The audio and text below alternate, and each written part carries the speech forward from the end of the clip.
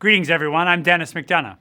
I'd like to take a few minutes to recognize Women's History Month and pay tribute to women veterans who have served and sacrificed in defense of freedom, liberty, and justice in every war and conflict in America's history, going back to the Revolutionary War. What better examples are there than the service, strength, and sacrifice of women veterans who exemplify our country's long march and fight for diversity, equality, inclusion? I'm thinking of pioneers like Deborah Sampson, the first woman to serve in the Continental Army by disguising herself as a man. She laid the groundwork for gender equality. She's a forebear of women serving in combat arms units today. Then there's Major Charity Adams. Major Adams commanded the 6,888 Central Postal Directory Battalion, the only black women's Army Corps unit deployed to Europe in World War II.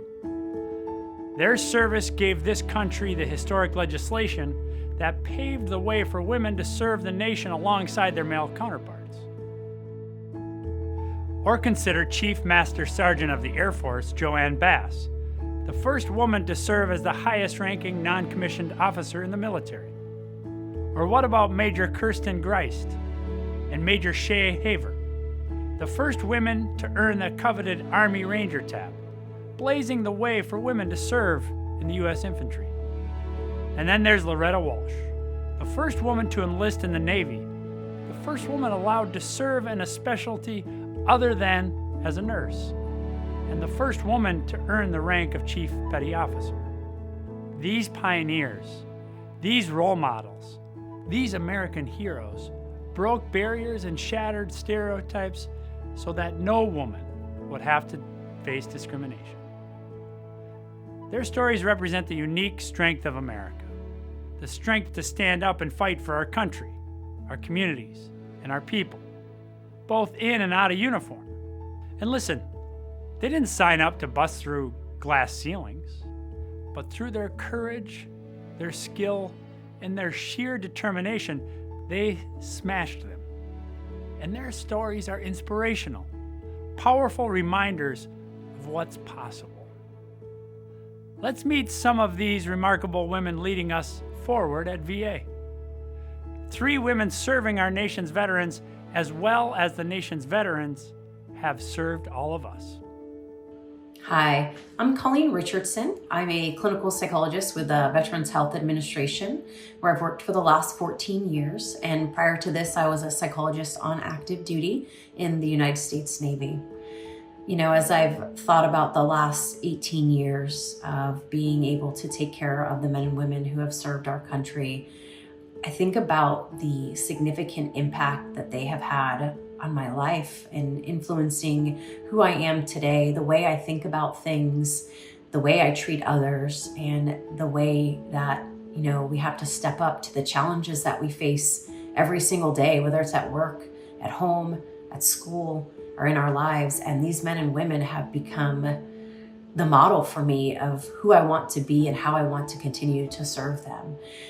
I think about so many of the men and women that I have had the privilege of meeting, and one of those people is a 93-year-old World War II Marine Corps veteran who served in the battle for Guadalcanal that I met about 10 years ago when he came in to see me for therapy. He just had the biggest impact and has stood out for me so much with his kindness, his resiliency, his ability to adapt and overcome the challenges that faced him as a young man in the Marine Corps, and then, you know, coming in after he lost his wife, just really taught me and certified for me why it is that I do what I do every single day. And that is to continue to take care of the men and women who I've had the honor of serving with, and the men and women that will continue to serve, and our veterans who now receive their health care from us here at VHA. It is one of the best jobs that anybody could ever have, I think. And it really is been an awesome journey and opportunity for me to continue to serve my fellow brothers and sisters here at the Veterans Health Administration. I'm Quincy McCall, proud Army veteran who learned from the first day I put on an Army uniform that I was preparing myself for an unknown adventure.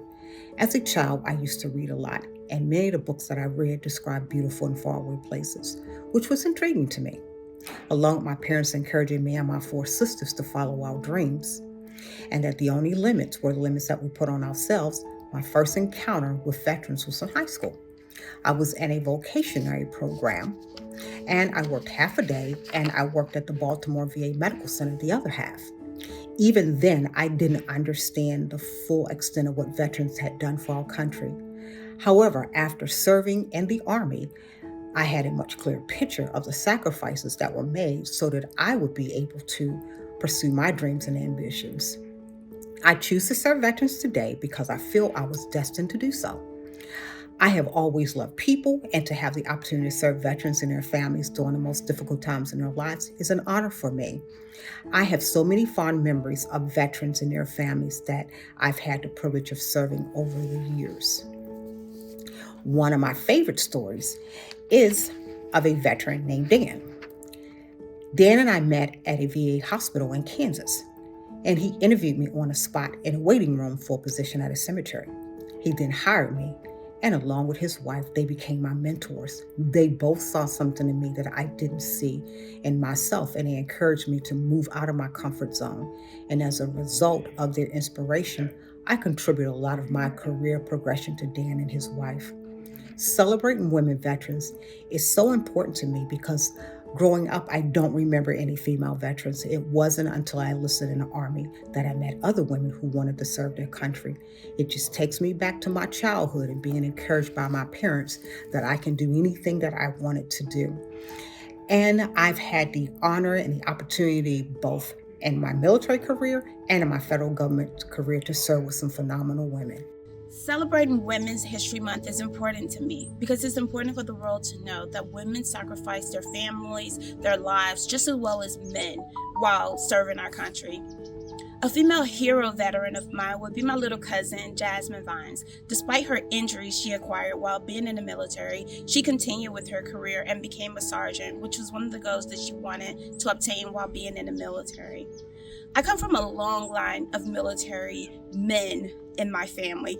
Most of my uncles were veterans. My grandfathers were both veterans. My father is a veteran. I chose to serve because I have a very special uncle who retired from the military. He was a Marine. His name is Milton Finley Jr. He was my inspiration for joining the military because I wanted to be exactly like him when I grew up. I continue to serve now because I love helping veterans. I feel that no veteran should be hungry, homeless, go without medical care or any type of benefits that's needed to remain stable in our society. A story I'd like to share with you is of one of a veteran who was homeless for 45 years out on the streets in the encampments. He was the mayor of this encampment. Some of his street soldiers came to me and told me how sick he was.